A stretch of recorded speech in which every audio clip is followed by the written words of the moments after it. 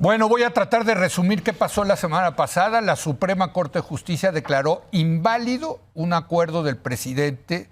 Este acuerdo decía que las obras, los proyectos del gobierno del presidente López Obrador eran de interés público y de seguridad nacional, por lo que estaban exentos de cualquier trámite y también exentos de la ley de transparencia. Bueno, la Corte revisó esto a petición del Instituto Nacional de la Transparencia y lo declaró inconstitucional.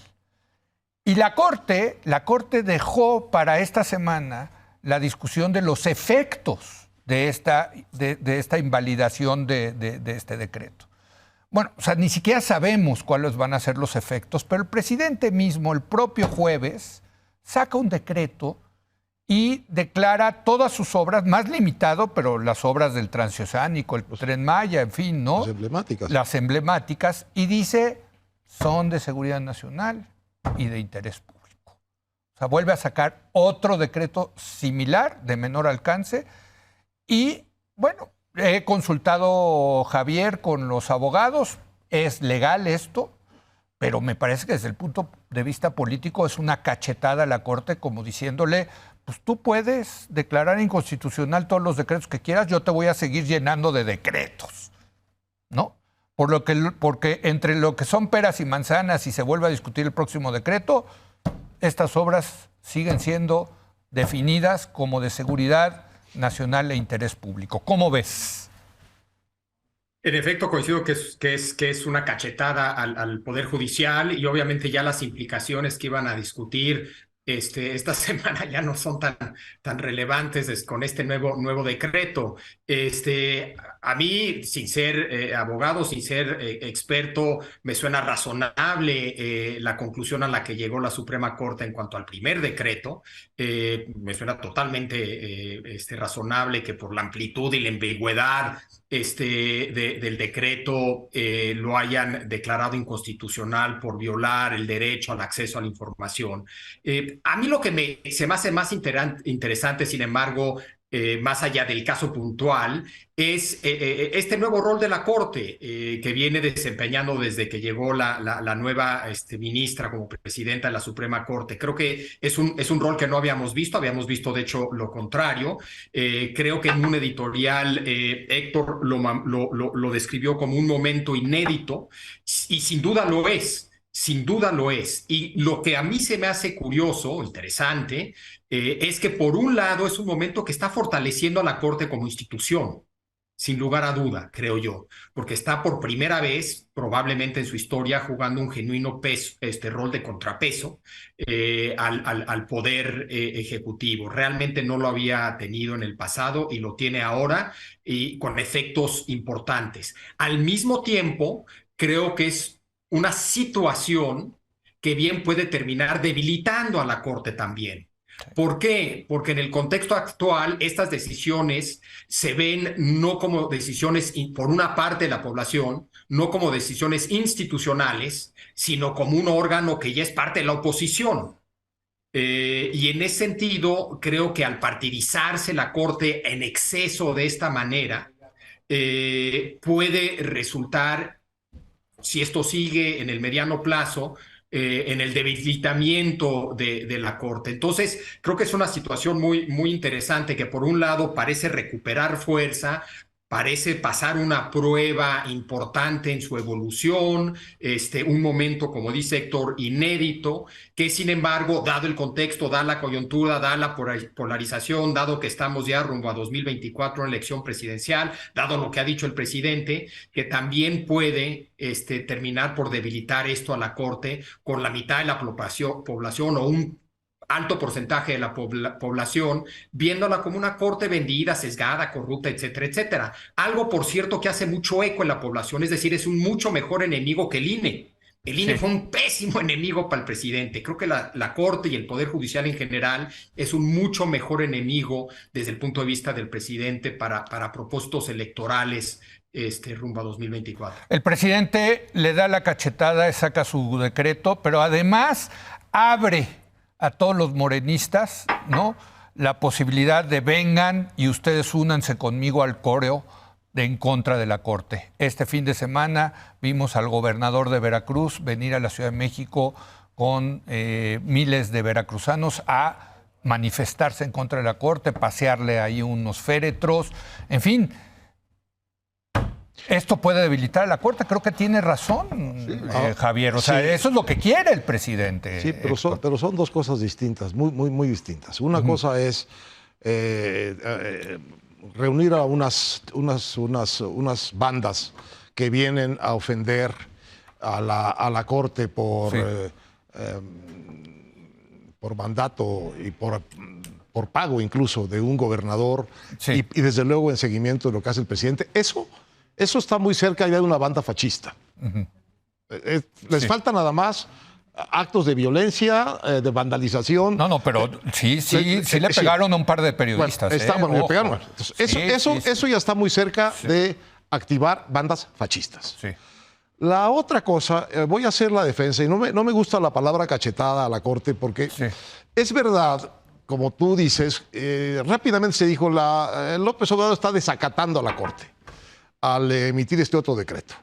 Y tú hiciste un matiz en tu columna diciendo, no hay un desacato jurídico. No hay. Pero un desacato político, naturalmente que lo hay. Sí. Bueno, pero a mí me parece importante que no haya un desacato jurídico, es decir, que el presidente haya encontrado la manera de darle una salida jurídica, una astuta salida jurídica, pero jurídica a la invalidación que hizo de la Corte. Lo otro hubiera sido más grave, eso es lo que tú... No, es que está violando todos los días la ley electoral, todos los días la viola ella, violan sus candidatos, y ahí no hay ninguna coartada jurídica, no se ha tomado la molestia de justificar mínimamente su desacato, no de la Corte, pero de la ley electoral todos los días. Entonces, que haya encontrado la manera de dar una respuesta jurídica a la Corte, me parece que es un acierto.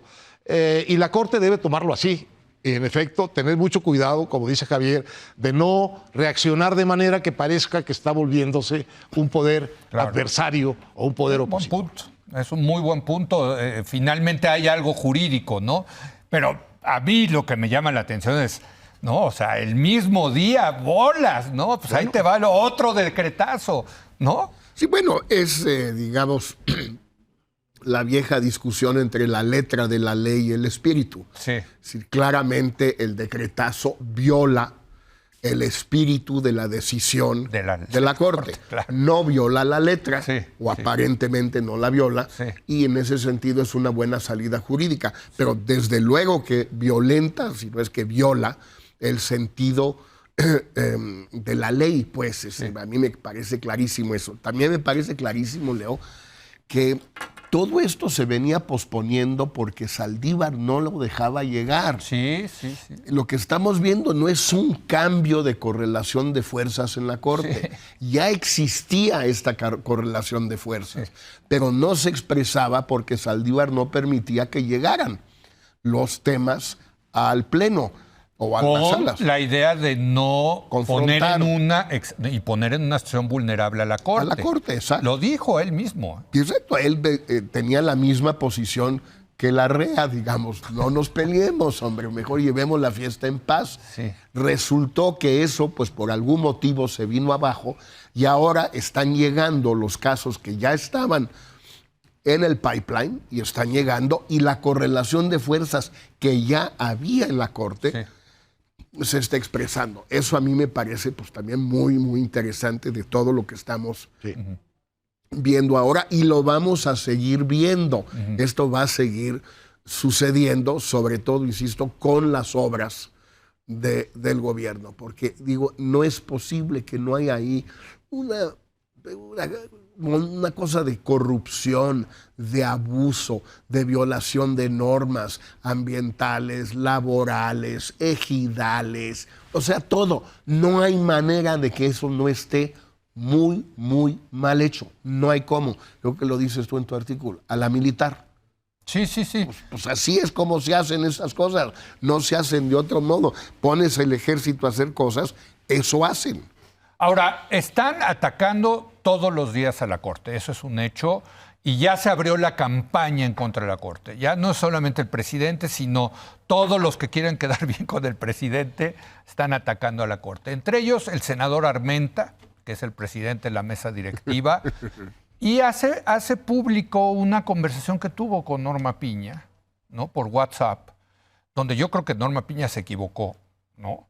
Pero lo que estamos viendo es que, pues, no sé si vayan a aguantar los ministros. Esa es la parte que a mí aquí porque ya a esta provocación pues las debió de haber toreado y dejado pasar, pero pues los seres humanos somos de carne y hueso y de sangre y a veces sí los provocadores nos acaban provocando, ¿no? No, naturalmente. Entonces, pero yo creo que sí van a aguantar. ¿Sí? Sí van a aguantar. Yo ahí... porque una vez que pones realmente en la mesa todo lo que pospuso Saldívar, lo que aparece es lo que hemos visto aparecer. Una grosería jurídica, constitucional, de todas las iniciativas importantes que este gobierno ha hecho aprobar en el Congreso. No hay que buscarle mucho para encontrar la grosería anticonstitucional que hay en cada una de esas leyes.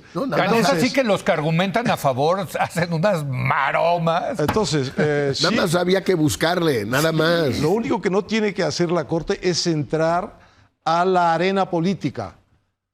No tiene que hacer lo que hizo la ministra presidenta, que es dirigirse personalmente en el tono que tú quieras a los actores políticos. Lo que tienen que hacer es actuar con la impasibilidad del poder judicial, del poder que juzga y que contiene a los otros. No tienen por qué hacer política ni por qué salir del ámbito en donde están fallando y decidiendo.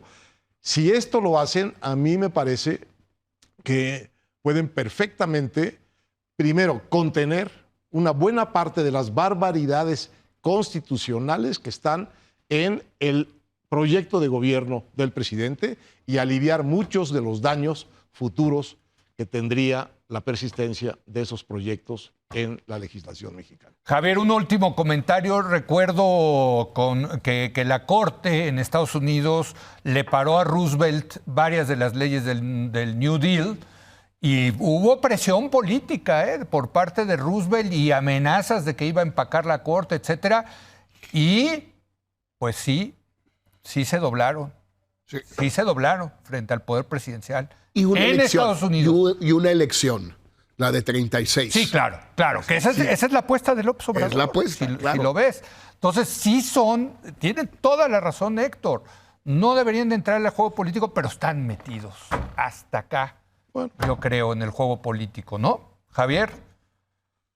Yo coincido, Leo, que están necesariamente metidos en un cierto sentido en el juego político. Lo que tienen que evitar es meterse en otro sentido en el juego político. Yo creo que no tienes que irte hasta Roosevelt. Actualmente, ahorita el pleito entre los demócratas y la Suprema Corte también es fuertísimo y lo están presionando presupuestalmente y están armándole escándalos al ministro Thomas y ha perdido mucho prestigio y poder la Suprema Corte de Estados Unidos precisamente por esa partidización que es vista por un sector de la población como una Suprema Corte donde los republicanos metieron a gente que realmente no cumplen con el mínimo necesario y son voceros de los intereses de un sector del Partido Republicano. Entonces, creo que en Estados Unidos tenemos un buen ejemplo de ciertos riesgos que en el caso mexicano, por ser una institución más joven, yo diría que los riesgos son aún más mayores al ser más vulnerable la institución, pero yo coincido con Héctor que yo creo que sí va a aguantar, en lo personal yo creo que va a aguantar.